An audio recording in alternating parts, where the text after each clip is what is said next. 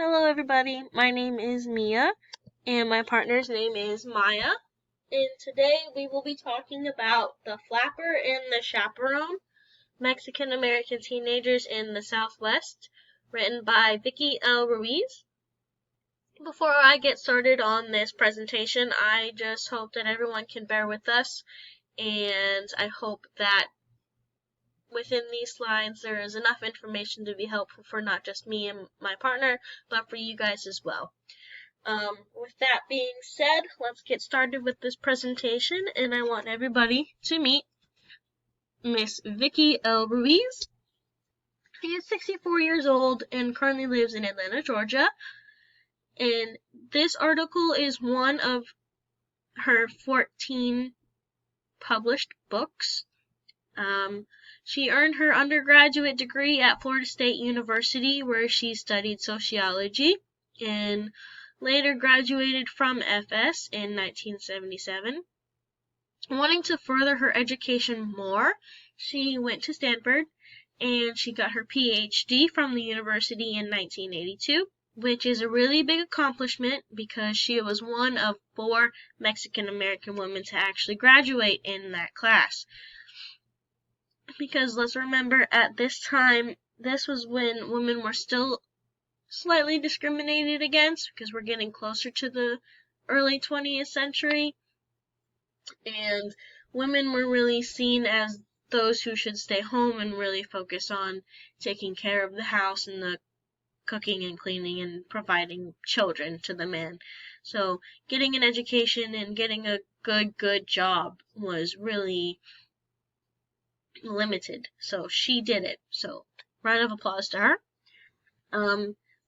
In 2015, she was not only inducted into the American Historical Association, but was also awarded the National Humanities Medal by Barack Obama himself.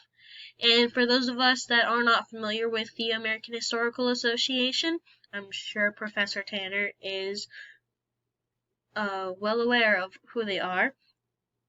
But from what I learned, they are the largest group and the oldest group of historians and professors who love history. And what they want to do is not only teach history themselves, but they want other people to find a love for all types of history, to teach all types of history, and to preserve all types of history. So, I also put in here a vocabulary lesson slide because with each article that we are presented with, I find that we are learning a couple new words here and there, and these 4 stuck out to me. The 3 words in Spanish, really, because I already kind of knew what a flapper was from previous high school history classes and high school English classes, because we talked about those quite a bit. But these words I was not familiar with because I am not Hispanic, but I did look into them, so I will try not to butcher them, but here we go. Barrio is a district of a town in Spain in Spanish-speaking countries. La duena is the Spanish word for chaperone. Flapper was a word used to describe a fashionable young woman intent on enjoying herself and flouting conventional standards of behavior. And the last word is pachucos, and that was another word to use to describe a juvenile gang member of Mexican-American ethnic origin. And in the bottom left corner, you can see that I put a picture of what a barrio looks like. And then in the top right corner, we have the stereotypical version of what a flapper was supposed to look like. In everybody's heads, that's what they look like. So there's our little vocab lesson. If there were words in this article that stuck out to you more than these words, I would love to know about them. So if you want to just comment them below in the comment section, or you can send me an email via Canvas. I love to broaden my vocabulary, so just let me know. 3 learning objectives that Maya and I would like for you guys to go over with us is 1, understanding what chaperoning was. 2, to understand and identify the struggle of Mexican American teenage girls during this time period. and 3, to identify the ways in which these young women would go against these older traditions, or how would others follow those traditions put in place. The main idea that Maya and I came to a conclusion for was this. Young Mexican-American teenage girls were told that they could not aspire to be anything but what they were told, and had to follow the social norms of Hispanic culture instead of being able to do what they desired. And then we also put, the topic of this article puts into perspective what it was like to be a young woman as a Mexican American who had to be followed and told what to do every day of their lives until they were old enough to decide for themselves, but even then they were still criticized by those who looked upon them.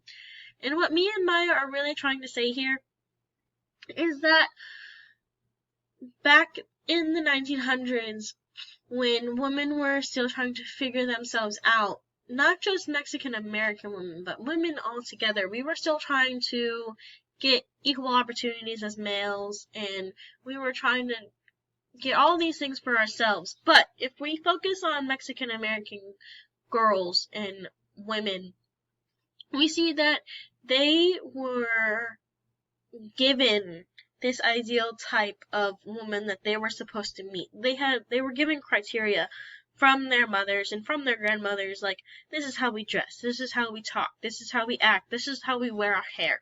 There were things that they were told that they had to do because it was their culture, their tradition. That was how things were done. They weren't necessarily able to extend their wings. They weren't really able to look around the corner and see what was out there because they were always looked upon. So that's what we came up with as the main idea in it. It was that young women were suppressed from what they really wanted to do.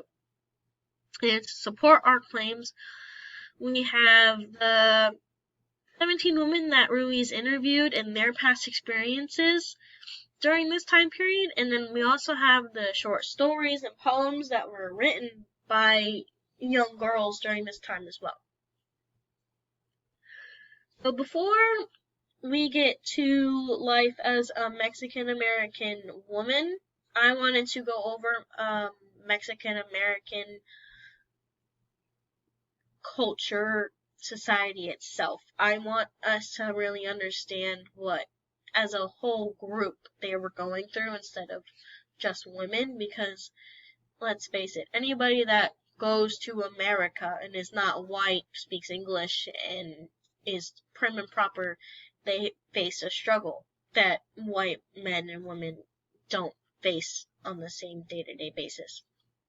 So, when it came to children, Spanish-speaking children had to sink or swim, as Ruiz put it in her article. And what she really means by that is that when they entered a new school and they intermingled with all these white kids, they were not as prepared as they would have hoped.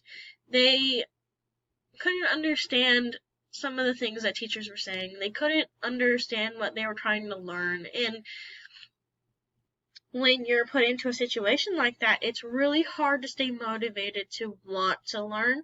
And I think with the superiority complex that most white Americans had towards other nationalities and other ethnicities, is they didn't necessarily put enough effort. They didn't care enough to make sure that everybody felt as one.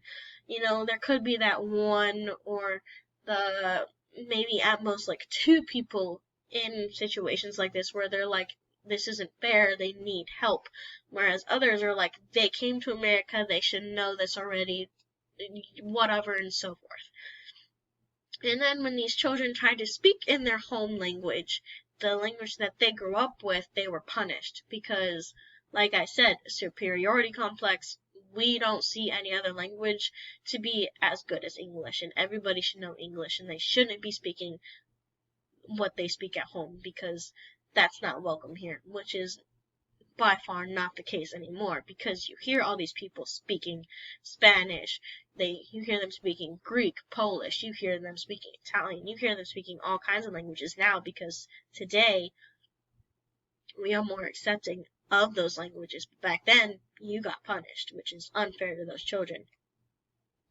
But fortunately for these children in school during this time, there was a young Euro-American teacher who converted her small home in one of the barrios, and she turned it into a library/community center where all the kids could come and meet with each other and really go over what they were learning in school so that no one was left behind. So really, when they were met with sink or swim, they tried to swim the best that they could.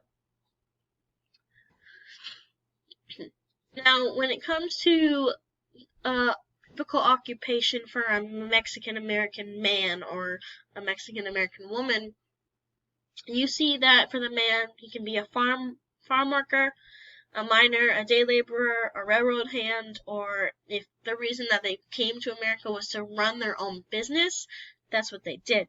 And for a woman, you see that she was either a homemaker, or if it was the right season for it, she worked in a factory or in a field.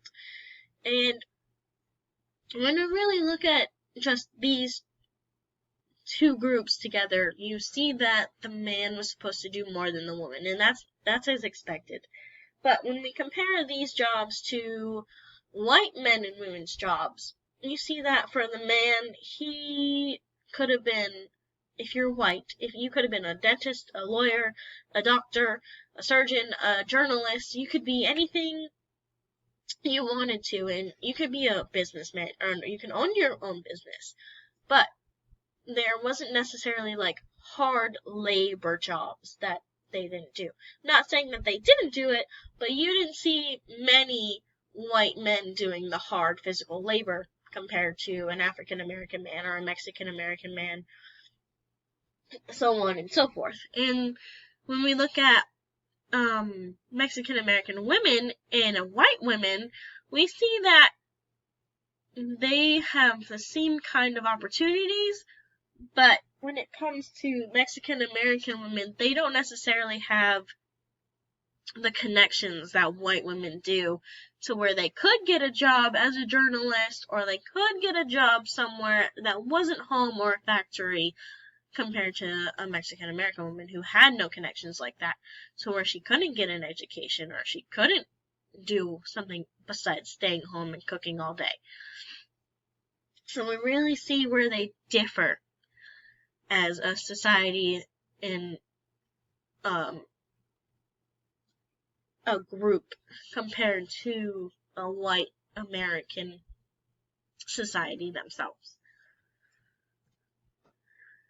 So in this slide, you are going to be talking about life as a Mexican American woman with Maya. So I will leave you guys here. You guys can go back, of course, through the video if you missed a note or two because I went a little bit too fast. If you need to go back and look at that again, go ahead. If not, you can click on Maya's video. And with that, that concludes my part of the presentation. And I just want to say thank you very much, and I hope you learned a little bit more. Thank you.